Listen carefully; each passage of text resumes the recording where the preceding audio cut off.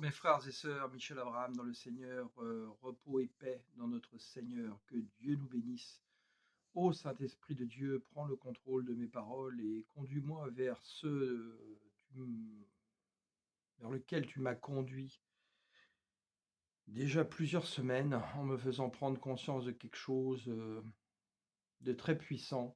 Et hier, en parlant avec un de mes frères africains, un pasteur simple, plein d'humilité, mais rempli de Saint-Esprit. Nous avons eu une discussion où le Saint-Esprit nous conduisait à prendre conscience de quelque chose de très grave et sur lequel nous devons, nous, peuple de Dieu, vraiment intercéder pour la libération du peuple africain.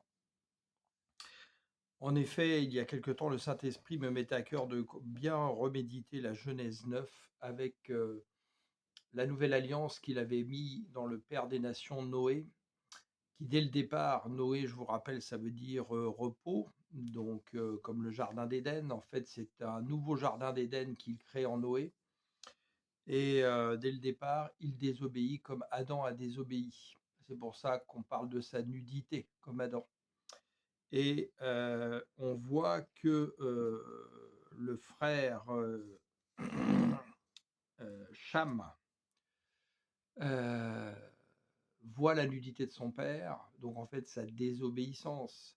Et ses frères, en fait, viennent le couvrir en regardant ne regardant pas, en marchant en arrière, pour ne pas voir sa désobéissance. Donc en fait, c'est un refus quelque part de voir la désobéissance.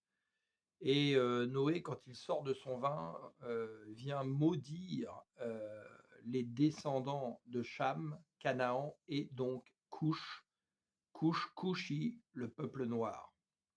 Or pourtant, on sait que Dieu est caché dans le peuple noir. Ça a été révélé même par un rabbin au niveau de la valeur numérique de Yahweh et de Cushi. Et je demande vraiment aujourd'hui que nous puissions nous unir pour intercéder devant le trône de la grâce, pour demander à Dieu d'annuler cette parole de Noé, cette parole de malédiction et d'esclavage mis sur le peuple noir, Cush.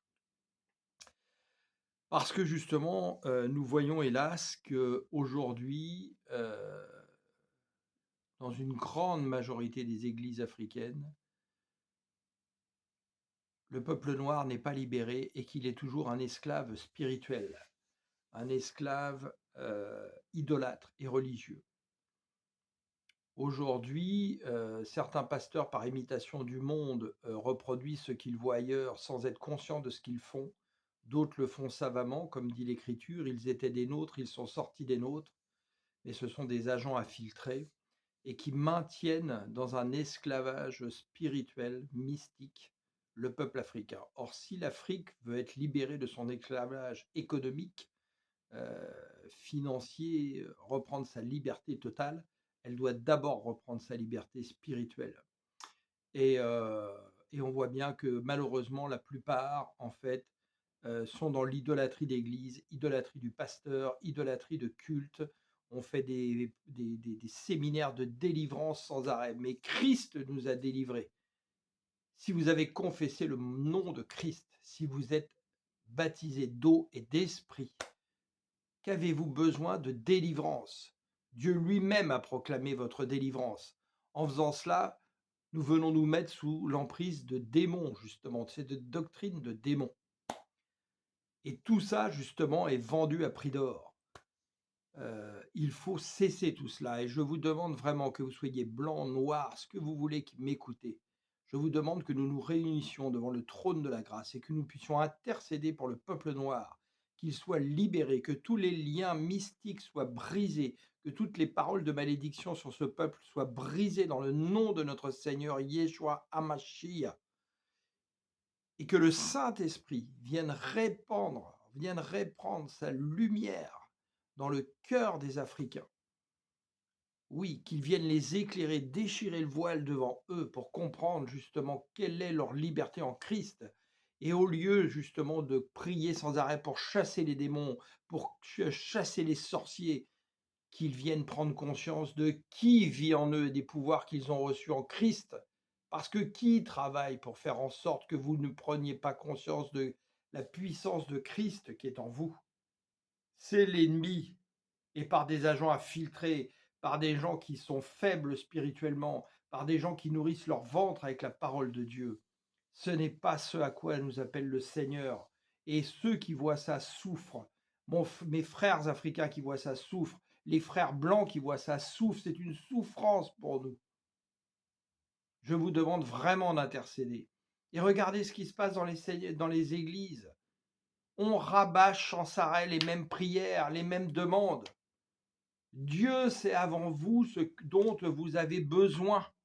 Il vous sonde. Pourquoi lui demandez-vous sans arrêt la même chose, et en particulier des richesses du monde, au lieu de lui demander en premier toutes les richesses d'en haut, tous les trésors d'en haut, pour grandir spirituellement dans les lieux célestes en Christ? Dieu connaît vos besoins, il vous les donnera. Si vous êtes sincère, que vous voulez aller parler de Dieu avec sincérité, il vous donnera les moyens d'y aller, parce qu'il sert ses intérêts. Et que nous dit Matthieu 6? Mais quand tu pries, entre dans ta chambre, ferme ta porte et prie ton Père qui est là dans le lieu secret. Oui, Dieu sonde tout. Il sait tout avant vous-même que vous puissiez lui dire. Et ton Père qui voit dans le secret te le rendra. En priant, ne multipliez pas les vaines paroles comme les païens qui s'imaginent qu'à force de paroles, ils seront exaucés. Ne leur ressemblez pas, car votre Père sait de quoi vous avez besoin avant que vous lui demandiez. Et que dit-il un peu plus loin?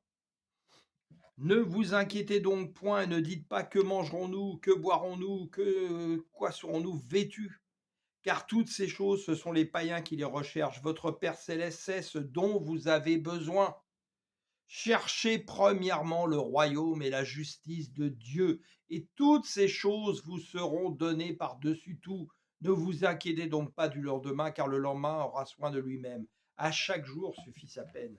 Et en faisant l'inverse de ce que nous demande le Seigneur, c'est nous qui venons nous couper de ces bénédictions.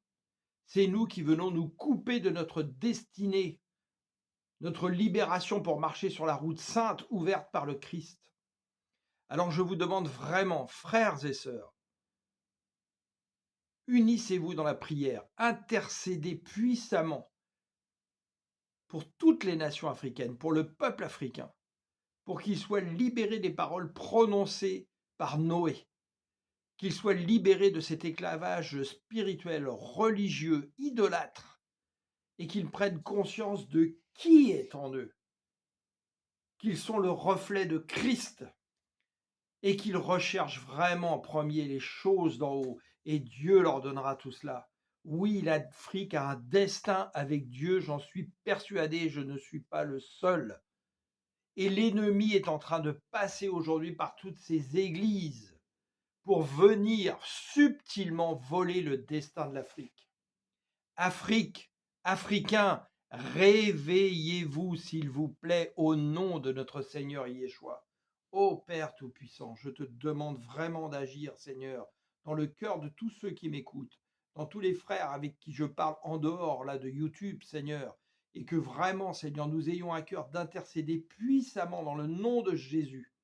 Que tu viennes, Seigneur, dans nos cœurs par ton Saint-Esprit, arracher toutes les ronces qui sont là, enlever les mauvaises herbes, enlever les pierres, Seigneur, car tu as dit, garde ton cœur plus que toute autre chose, c'est là qu'est ton trésor, oui, c'est là qu'est le champ de Dieu, c'est là que nous sommes le temple de Dieu, le temple du Saint-Esprit, Seigneur. Oh, viens cultiver cette terre, Seigneur, viens semer, arroser, faire croître. Oui, Seigneur, et soyons de bons ouvriers, Seigneur, des ouvriers de la dernière heure. Oui, Seigneur. Oh, et si tu envoies des deuxièmes ouvriers pour nous instruire, Seigneur, comme je le suis, comme d'autres le sont, que ces ouvriers ne nous égarent pas. Oui, Seigneur, car tu nous as avertis d'avance. Il y aura plein de faux prophètes, de faux Christ, de faux apôtres, de faux tout ce qu'on veut, qui viennent nous égarer, et qui a dit que personne ne vous séduise.